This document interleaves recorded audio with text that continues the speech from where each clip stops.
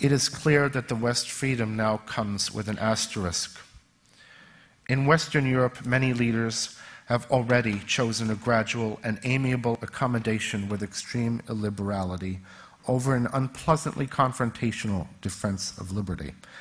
Apparently, in the view of all too many of these leaders, the only hope for peaceful coexistence with the Muslims in their midst lies in an ever more vigorously exhorted and enforced deference to and accommodation of Islam.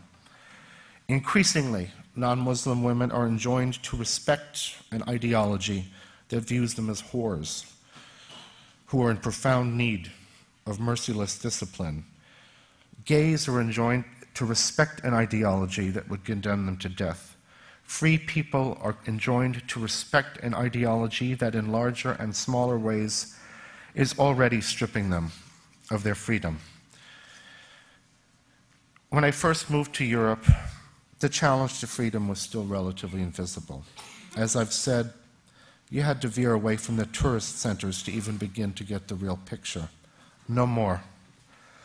On a couple of nights last January, only 10 minutes walk from my front door, there were violent riots on the main street of Oslo, a street that is generally quiet and orderly, if not downright dull.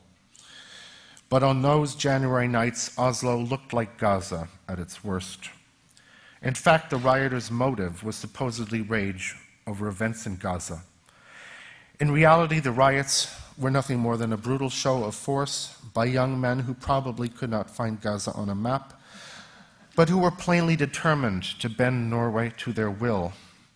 As such, it was no isolated incident, but yet another step in a relentless process that I began witnessing 11 years ago in Amsterdam. And of course, this isn't just a European phenomenon. Events like the prosecution of Ezra Levant and Mark Stein made it clear to me that the one major mistake I made in my book, While Europe Slept, was in underestimating the vulnerability of North America to the same forces I saw bringing down freedom in Western Europe. 9/11, 7/7 in London, 4/11 in Madrid. After each of these and other atrocities, European officials and journalists wasted no time reminding everyone that only a tiny minority of Western Muslims are terrorists. And of course that's true. But it's not the point. Jihadist terrorism is only a distraction from the subtler forms of jihad going on around us. Indeed, terrorism, as many jihadists have realized, is counterproductive, because it only underscores the fact that there is indeed a jihad underway, and it draws media attention and it causes a public reaction.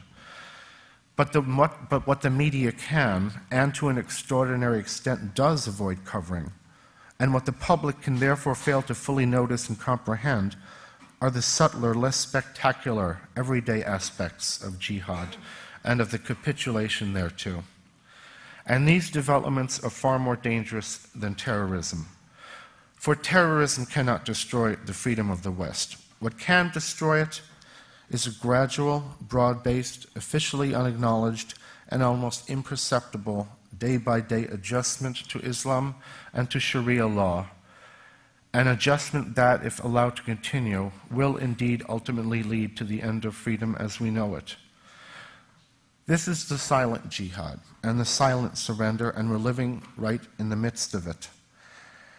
And the unfortunate reality is that we can't sit back and relax in the assurance that our mainstream media will keep us fully informed about the ongoing threats to our freedom, and that our governments will protect us from those threats. They won't. If we cherish our freedom, we have to keep our eyes open and our ears open, and not be afraid to speak about what we see and hear honestly, openly, and boldly. Thank you.